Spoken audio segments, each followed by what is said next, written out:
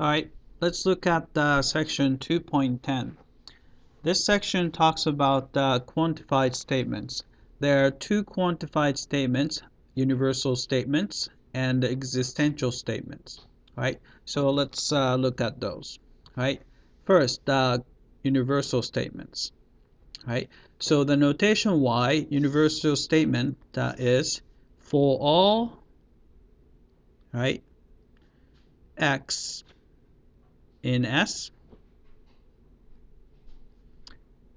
P of x is true, right? So universal statement is basically a for all statement. So for all dot dot dot, right? Right. An example would be, concrete example is something like for all x in the set of real numbers, right? X squared plus 1 is never 0, or something like that. All right. Then second, existential statements, right? Existential statement is basically the there exists statement. So there exists dot dot dot. All right. So the notation is sort of like a E backward. So this is a notation for there exists x in some set S such that P of x is true. All right. So a concrete example would be there exists a rational number x, so rational number x, such that x squared is equal to 2. All right, so that's an example. All right, then let's look at the truth value of these statements. So for all real number, x squared plus 1 is never 0. This is actually a true statement. Right?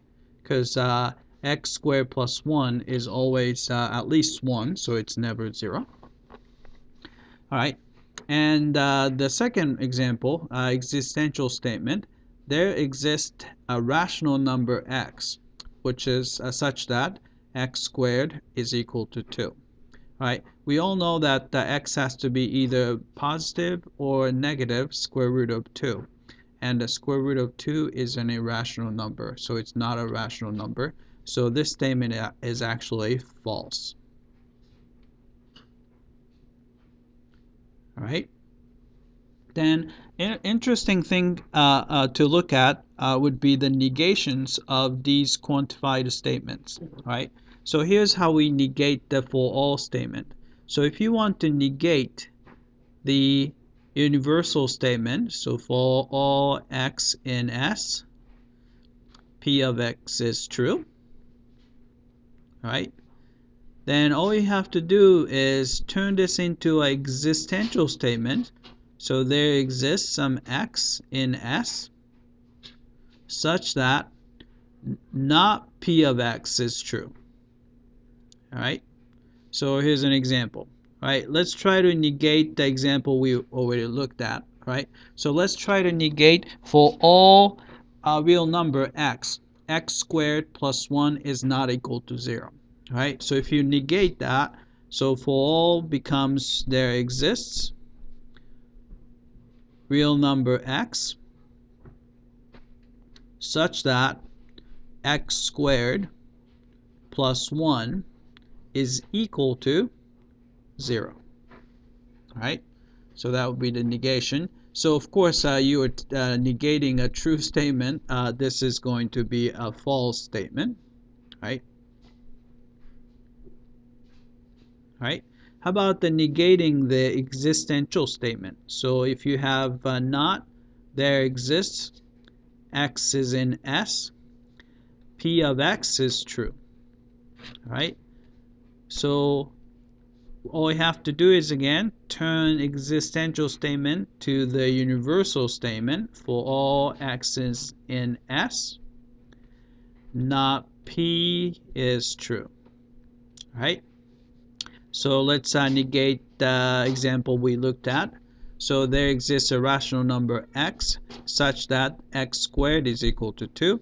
If you negate that for all rational number x, x squared is never 2, right? Since we are negating the false statement, this is actually a true statement, right? So that's how you negate the quantified statements. All right, that's it. I hope that this was clear.